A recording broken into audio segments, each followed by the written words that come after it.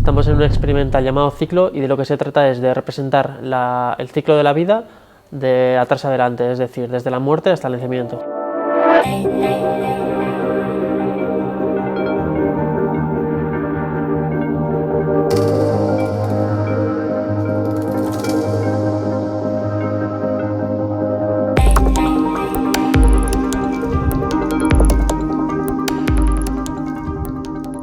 Ellos empiezan en la cocina, hemos montado un ambiente oscuro, un ambiente que se sienta como el hogar. Tenemos velas, tenemos platos que son que recuerdan al hogar.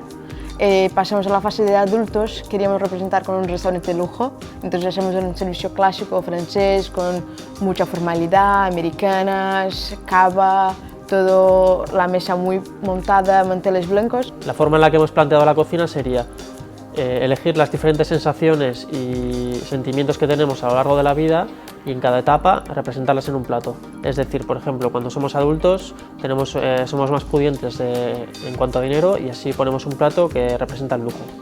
Pasamos a la fase de la juventud y hacemos una disco, ponemos la música a tope, luces negras, ellos se quedan bailando, hacemos chupitos, enloquecemos total.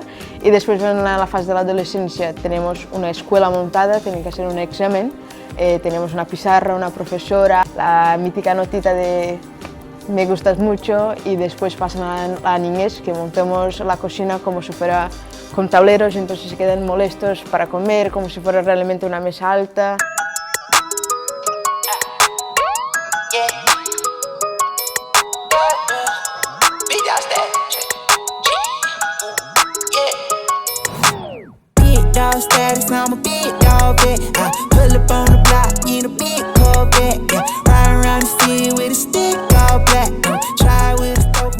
Y después terminan con el momento que pasan de la vida, de la muerte a la vida, y bueno, es esto que intentemos representar.